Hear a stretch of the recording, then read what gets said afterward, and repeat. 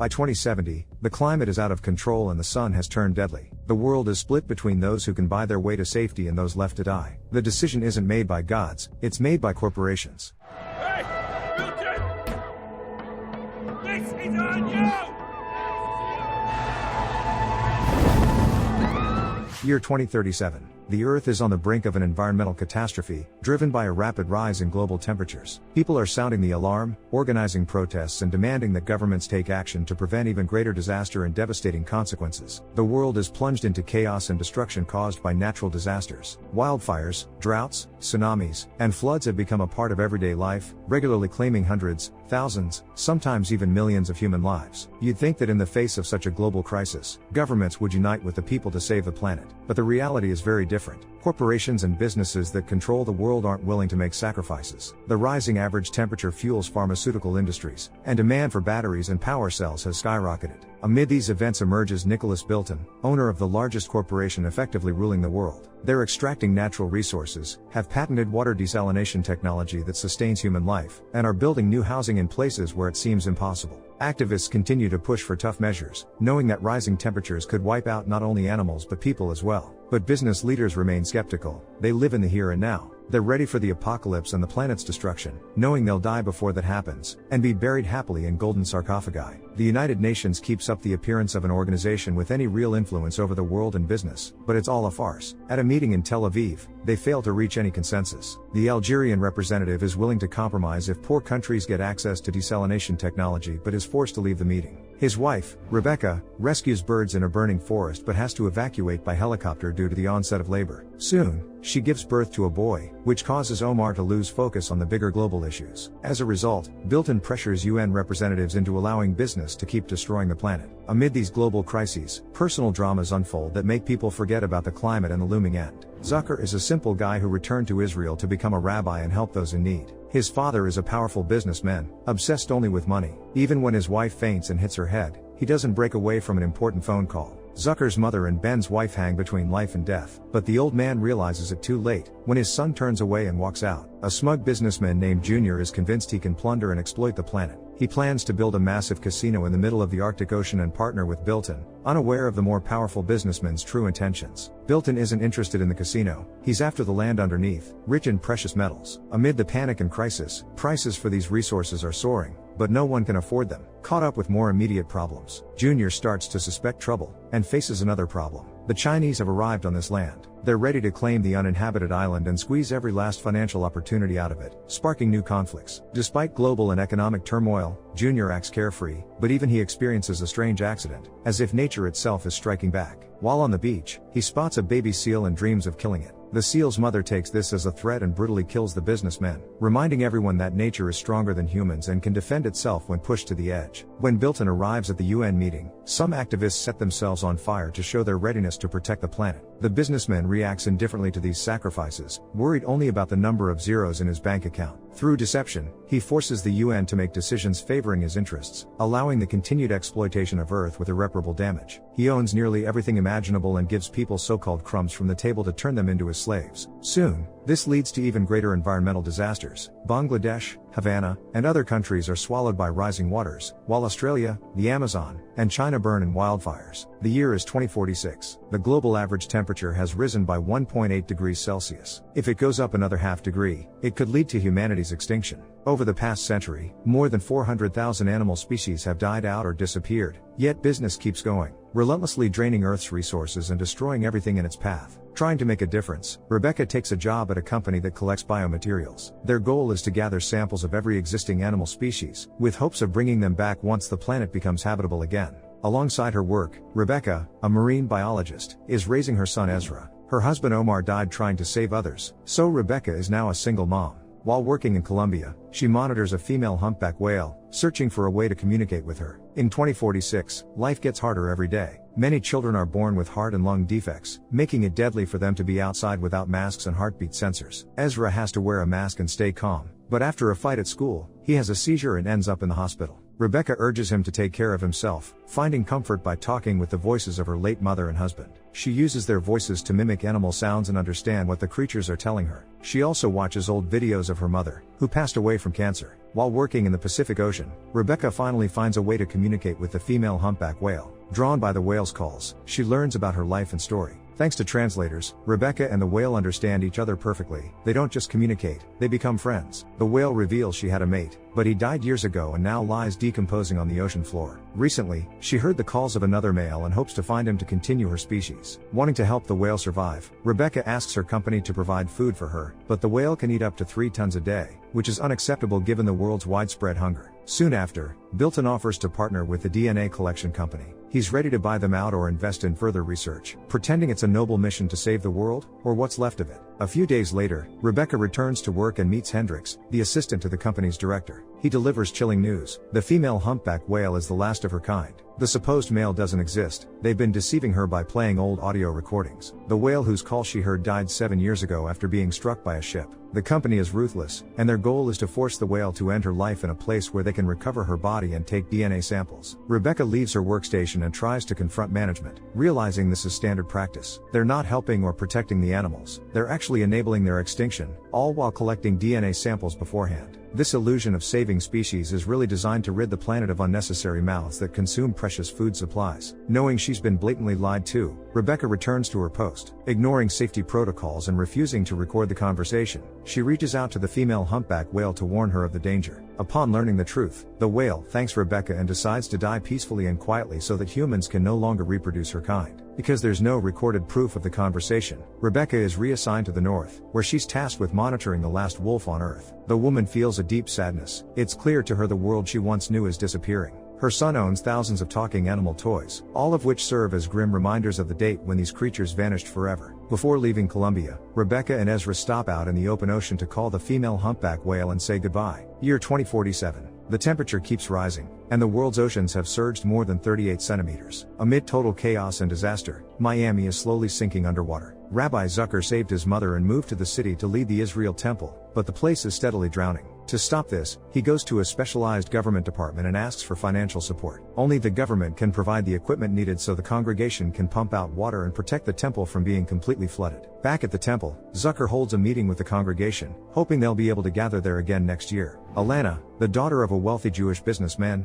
asks questions far beyond her years. She wants to understand why God would let all this happen to his creations, the people. Zucker can't answer her, but he believes the Lord will protect them in their darkest hour. Later, Alana returns to the temple to speak with the rabbi privately. She suggests that the approaching apocalypse isn't God's inaction, but his way of punishing humanity for its mistakes. Zucker believes people are the masters of their own fate and that they have to act, not just rely on divine mercy. Soon, Zucker learns that Miami's climate is dangerous for his mother's health. To save her life, he must send her to another city. He accepts this and decides to stay at the temple because the congregation needs him. He must help keep their faith alive and their prayers going. A little later, he meets with Alana, who's preparing for her bat mitzvah, her religious coming-of-age ceremony. The date and scripture she wants are already taken, but Zucker offers her another day and the verse he studied when he became a rabbi. Shortly after, Zucker receives news from the department. They've prioritized other projects, meaning the temple is doomed. The next morning, Alana's grandfather advises Zucker to get his hands dirty to keep his feet dry. He insists Zucker call his son, Alana's father, Mr. Harris. The wealthy man buys properties on the hills and resells them to billionaires so they can survive. He has enough influence and money to negotiate with the department and save the temple. Despite his principles and respect for everyone regardless of wealth, Zucker agrees. He meets with the businessman and asks for help, no matter the cost. Soon, there's good news: the Israel temple will be saved. The department has allocated funds for its protection. But there's a catch: they've cut funding for the homeless shelter, which means it will close and its residents will be left out on the streets. Alana realizes what happened and feels disappointed in Zucker and his choices. Not long after, Alana's grandfather dies, and her father is arrested by the FBI. During her bat mitzvah, Alana delivers a heartfelt speech, then admits she was the one who tipped off the police about her father. She doesn't want to live knowing Harris was a corrupt man who took away hope from the homeless. She's also disappointed in the rabbi and shows him a video from 10 years ago. In it, he said that inaction is tantamount to aiding the powerful, which only increases pressure on the weak. Realizing Alana is right and that he has sinned, Zucker resigns as rabbi and leaves his post. That night, a storm hits Miami, causing a massive flood. The city is literally swallowed by water, and Zucker understands that no one will save his temple now. Returning to the temple, he and a female plumber rescue several relics. They can't leave by car or boat, so they climb to the roof and spot a helicopter. They're soon rescued, but Miami is completely underwater, burying thousands of people. Some time later, Zucker ends up in Tallahassee. Now homeless himself, he helps others in need just like him.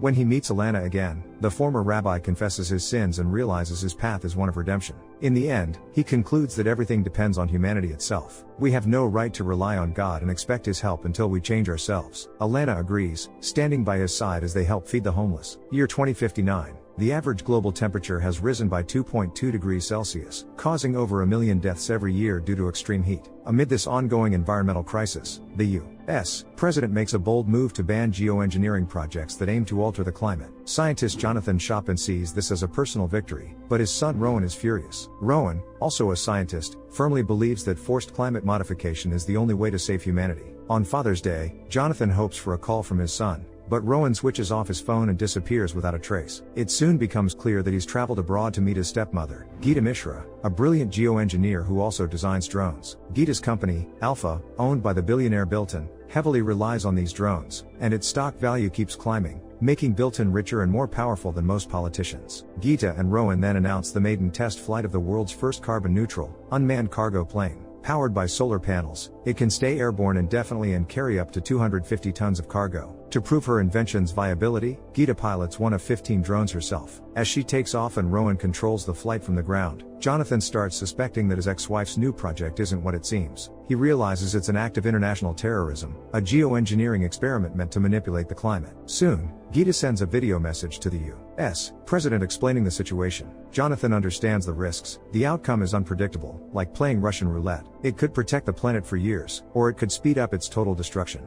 Amid this chaos, Jonathan reaches out to the FBI and demands an urgent meeting with the president. Special forces move to arrest everyone involved, but Rowan manages to evade capture. Using holograms to cover his tracks, he continues to operate the drones remotely from a computer club. When Gita calls the president to share her plans, Jonathan tries everything to talk her out of it. He knows that creating a protective layer of harmful particles that blocks the sun could lead to humanity's extinction. Shutting Earth off from the sun sounds dangerous, and in reality, it would be a nightmare. Even if the experiment lowers temperatures, it would only mark the beginning of a disaster. Oil companies and other businesses would then push to keep exploiting natural resources, doing even more harm to the planet than ever before. The president's aides grow suspicious, believing Jonathan, Gita, and Rowan are colluding, so they isolate Jonathan. Alone, he runs calculations and discovers the truth. This whole operation is a distraction. The drones can't carry enough material to cover the entire atmosphere. Gita's actions are a ploy designed to pressure countries into reversing the geoengineering ban and allowing research to continue, just with more optimized solutions. Meanwhile,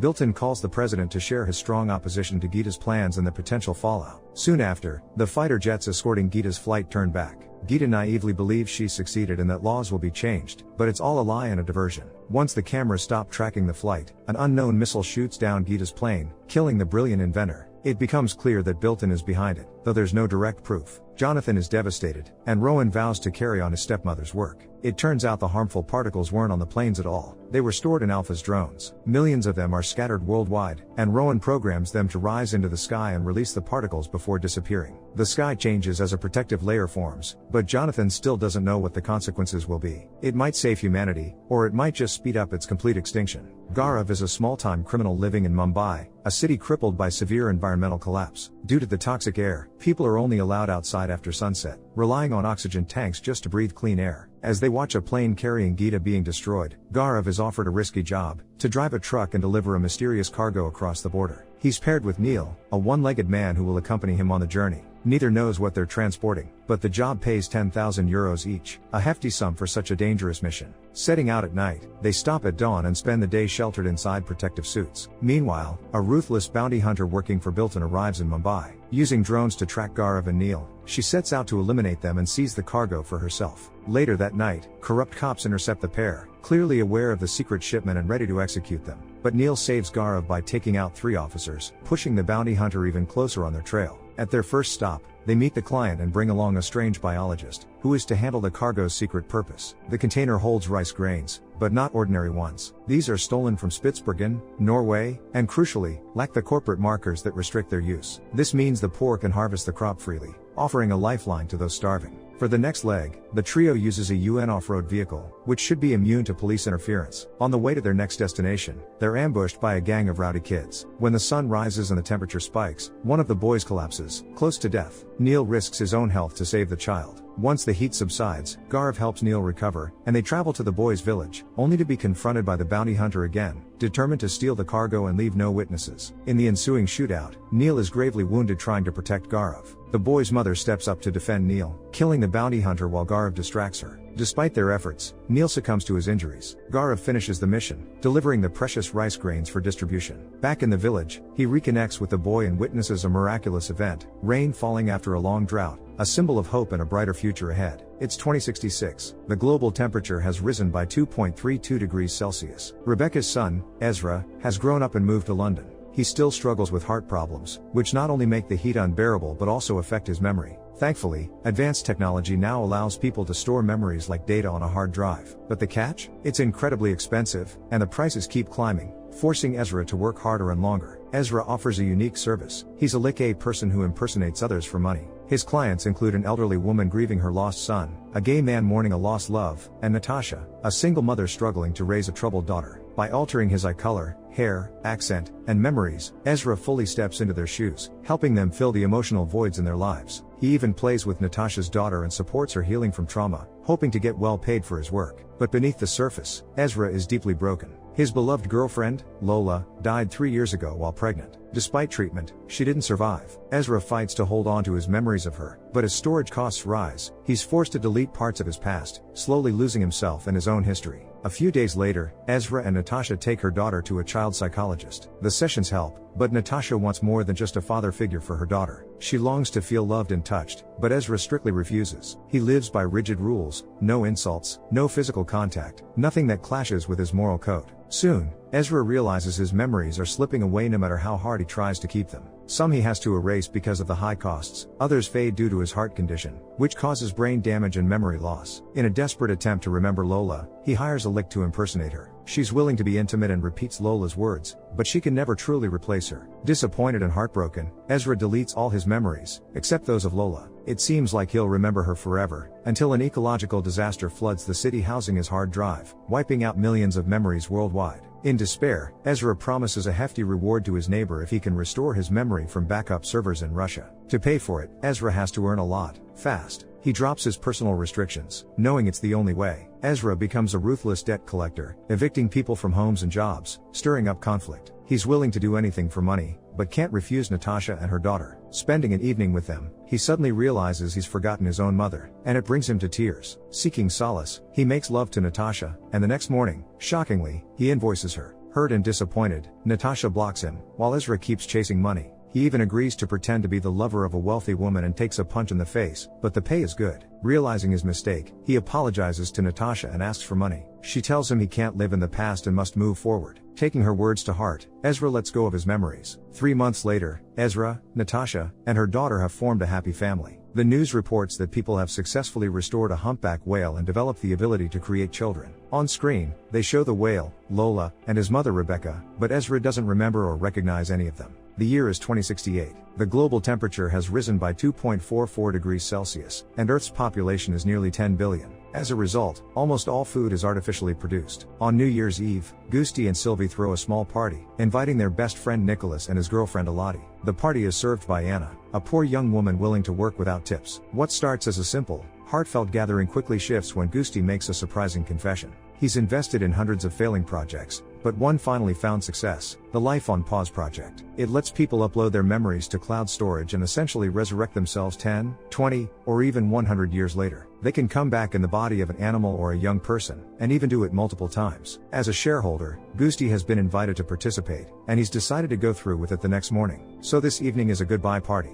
Sylvie is deeply disappointed by her husband's decision and drinks heavily. Alone with Gusti's assistant, she has a kind of emotionless, physical encounter, essentially cheating on her husband. Meanwhile, Elodie asks Gusti to give up his spot for her, but he refuses, telling her she's young and has her whole life ahead of her. Minutes later, Gusti finds out about the affair, and the friends come together at the table once more. He thanks them for helping him make his final decision. Betrayed by both his wife and best friend, Gusti is ready to step into the bright future. At that moment, Nicholas confesses he's been in love with Sylvie for years and has been using this to stay close to her. Gusti lashes out and attacks him, but soon realizes that his wife and their artificial child matter more to him than an uncertain future. He chooses to be happy here and now, right where he is. Meanwhile, the waitress steals his biomaterials and ticket, planning to avoid suffering in the present by escaping to a world where the environmental catastrophe has been resolved. Year 2070. The temperature has risen nearly 2.6 degrees Celsius, and atmospheric carbon levels have hit an all-time high. Humanity is on the brink of extinction, facing starvation and chaos. It feels like the end of the world, and the Earth seems determined to cleanse itself by wiping out its biggest threat, humans. Against this backdrop,